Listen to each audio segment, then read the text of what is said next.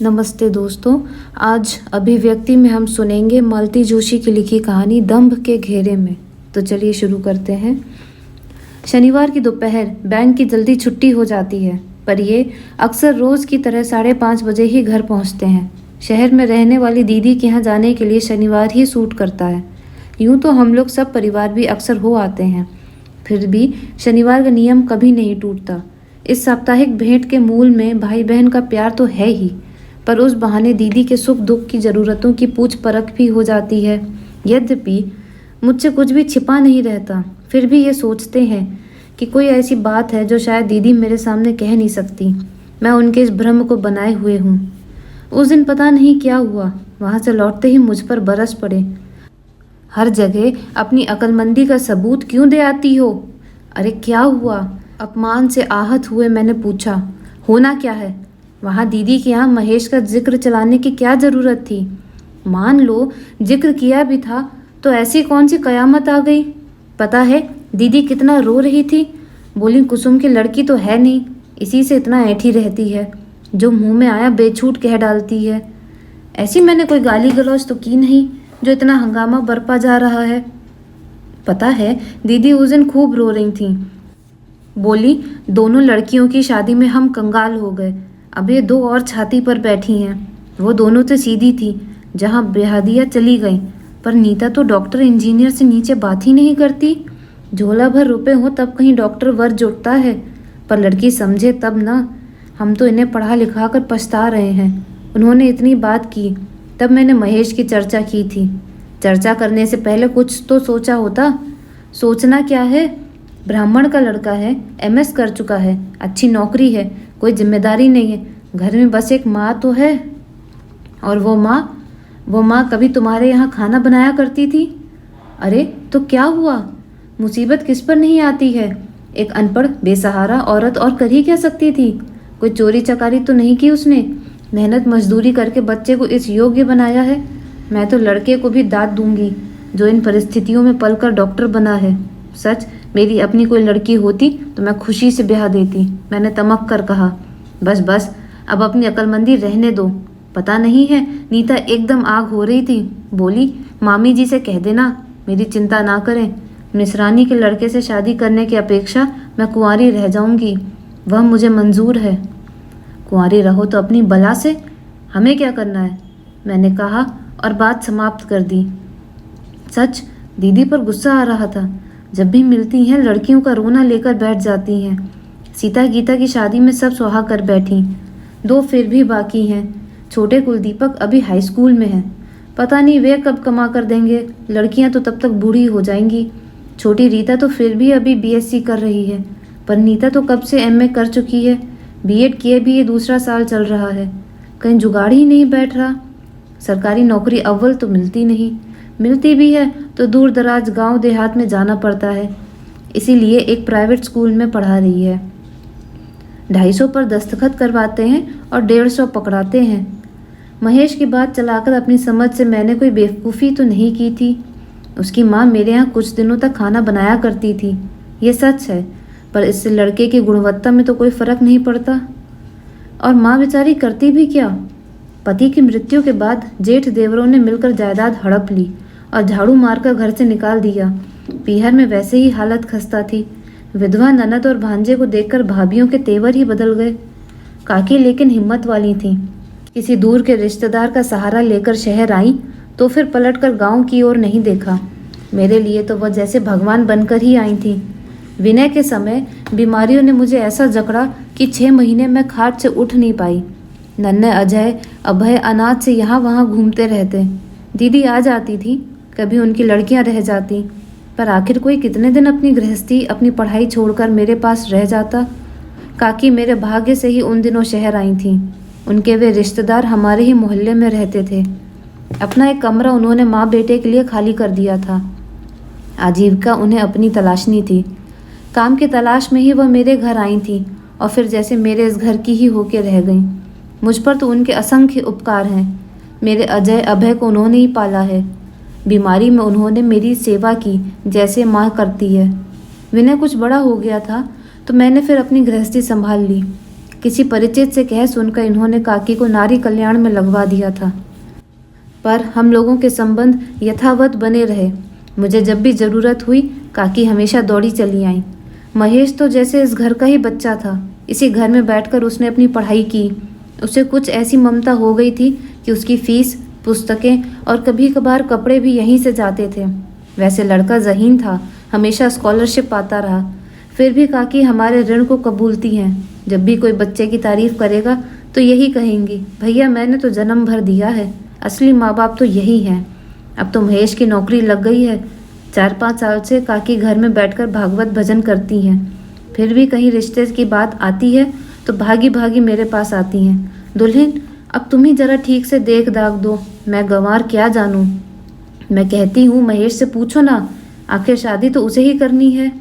महेश से बात करने पर वह कहता, भाभी मेरे पास तो बस एक ही शर्त है, तुम जिसे कहोगी ब्याह लूँगा, बस वह मेरी माँ का अनादर ना करें, इससे अधिक मुझे कुछ नहीं चाहिए। मुझे विश्वास था कि वह मेरी बात नहीं टालेगा, इसीलिए हिम्मत करके उस दिन दीदी के यहाँ बात चलाई थी। पर सब उलट पलट हो गया। मेरी ही जान सांसत में पड़ गई।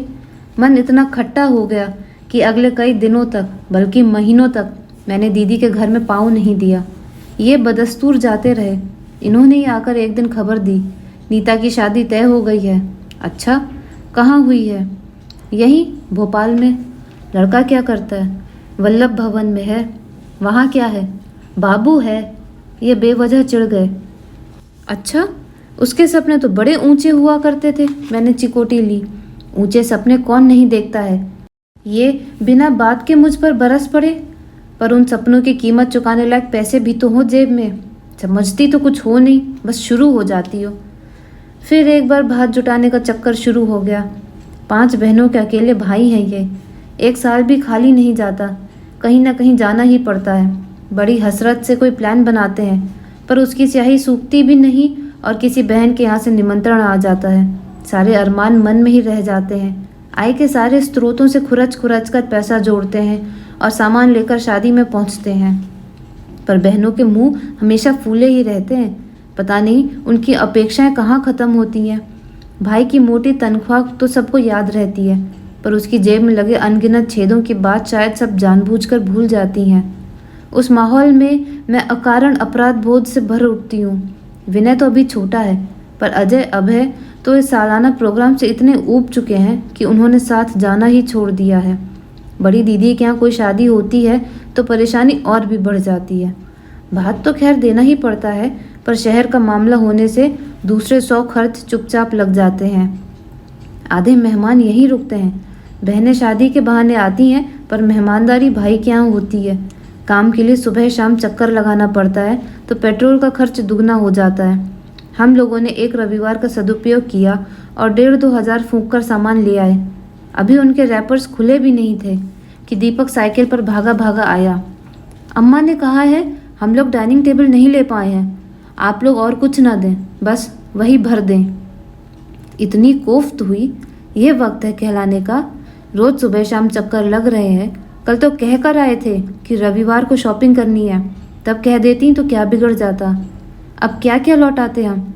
साड़ियाँ भले ही दुकानदार ले लेता, पर उसके बदले कुछ तो लेना ही पड़ता। और कटे हुए पीस वो कौन वापस लेगा। खैर फिर भी डाइनिंग टेबल तो लेनी ही थी।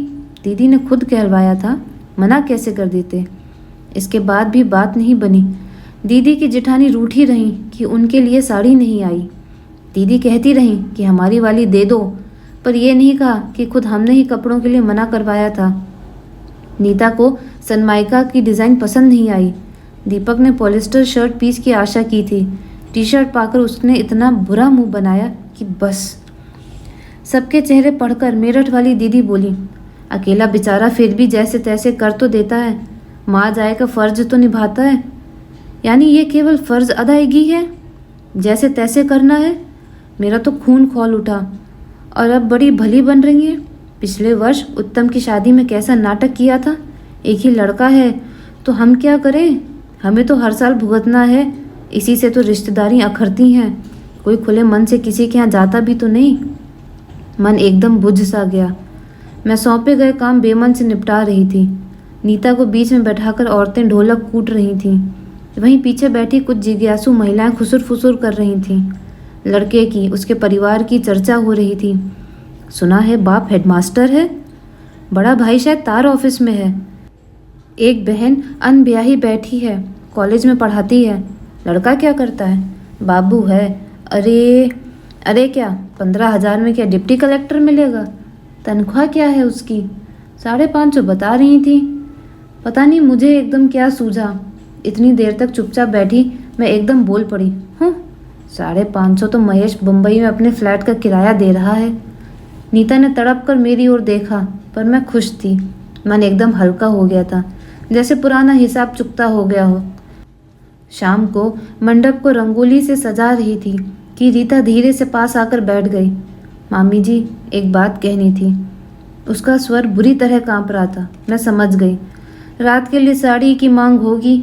शहर में रहने से यही तो होता है, चाहे कॉलेज में गैदरिंग हो या सहेली की शादी, सबको साड़ियाँ चाहिए, जैसे मामी जी ने दुकान खोल रखी हो। मैं तो समझ गई थी, फिर भी अनजान बनते हुए पूछा, कहो क्या बात है? आप किसी से कहेंगी तो नहीं? ना। फिर भी वह चुप रही और ज़मीन पर काल्पनिक अल्पना बनाती रही। जब मैंने टोका तो उसने अपना साहस बटोर कर कहा, मामी जी, मैं नीता दीदी की तरह गोरी तो नहीं हूँ, पर आपके महेश यदि मुझे पसंद कर सकें। लेकिन बेटे, मामी जी, मैं इस सवाल से तंग आ गई हूँ। 2 साल बाद पापा फिर मेरे लिए भटकना शुरू कर देंगे। लड़कों के भाव तो दिन बर दिन बढ़ते ही जा रहे हैं। मेरी शादी के बाद तो गुड्डू के लिए घर में कानी कौड़ी भी नहीं बचेगी। वो मेरा इकलौता भाई है मामी जी। मैं चाहती हूँ वो खूब पढ़े, इंजीनियर बने, उसे खूब बड़ा आदमी बनाना है। मैं अपने हिस्से के सारे रुपए उसके नाम कर दूंगी। कांपते स्वर में बड़ी मुश्किल से वह इतना कह पाई और बात खत्म करते ही भाग खड़ी हुई। शायद इतनी बड़ी बात कहने के बाद उसे वहाँ बैठना अच्छा नहीं लगा होगा, पर वह कुछ देर रुकती, मुझे कुछ कहने का मौका देती तो मैं कहती, रीता, तूने बहुत देर कर दी बेटे, ये हिम्मत थोड़ा पहले जुटा लेती तो। महेश की पिछले हफ्ते ही सगाई हो चुकी है। इतना लायक लड़का मुफ्त में मिलने लगे तो कोई छोड़ेगा भला? सभी लड़कियां नीता जैसी बेवकूफ़ नहीं होती। तो दोस्तों, ये अंत था इस कहानी का। साथ जुड़े रहिए और नई कहानी के लिए।